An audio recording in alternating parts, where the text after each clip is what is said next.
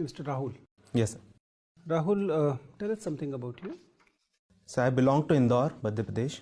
I have done my graduation in chemical engineering from IIT Bombay, and post that I have joined Axis Bank as a risk analyst, and then I started preparing for civil services.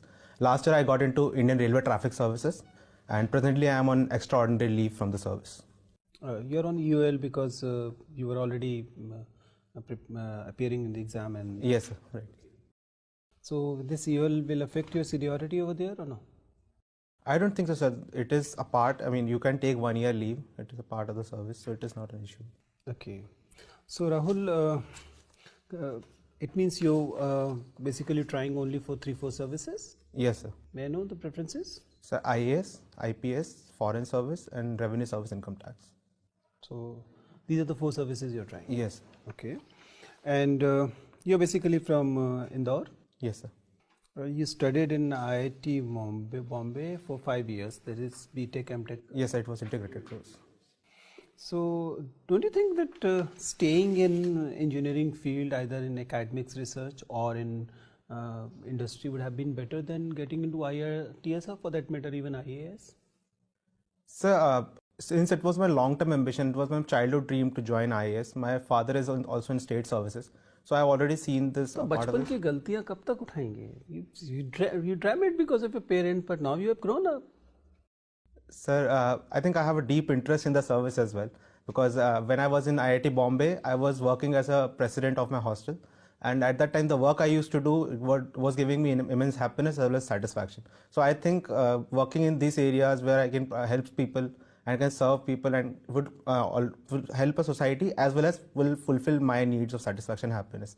So I think I would be a better fit in this service. You're from Madhya Pradesh. Recently elections took place in Madhya Pradesh, and the incumbent BJP government lost. Yes. One of the reasons that is said BJP lost is the farmers' distress. Another reason is said the youth distress. Yes. What are the reasons of youth distress? Why youth unemployment has become such a big issue? So the two issues mentioned, agrarian distress and youth distress, are interlinked actually.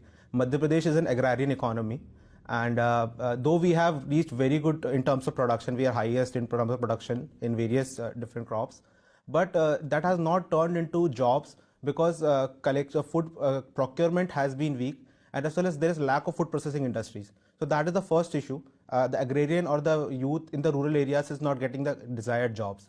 Secondly, there has been a lot of institutions, a lot of engineering colleges, a lot of medical colleges, etc. in Madhya Pradesh. But unfortunately, there are not many industries.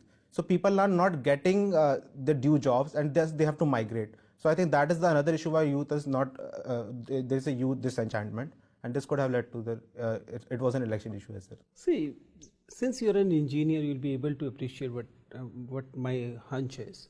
The fact is that we have a tremendous growth in the tertiary sector.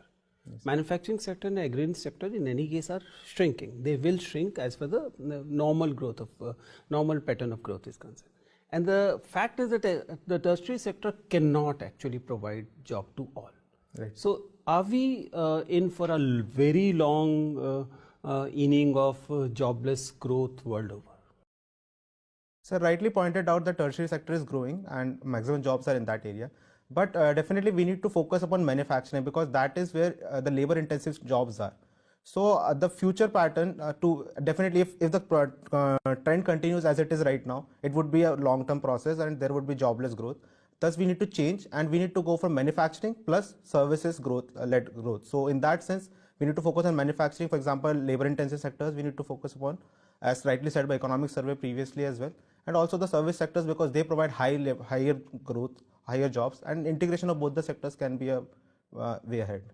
I can see that you prepared a case study on Delhi Metro airport line. Yes, sir. Why do you think the PPP failed in Delhi Metro airport line? So there are multiple issues which led to the failure. First was the ridership estimates were far-fetched.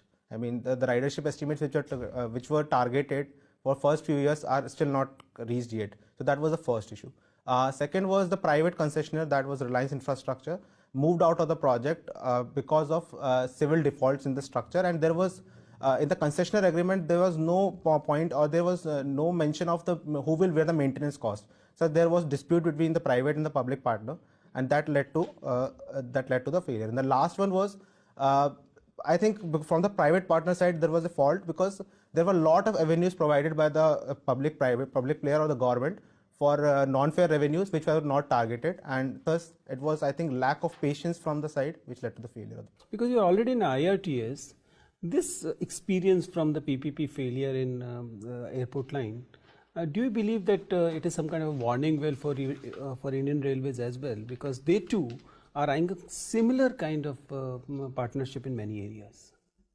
Yes, sir. As rightly said, that from failures we learn, and the first thing which we need to do is we need to make our concessionary agreement very holistic.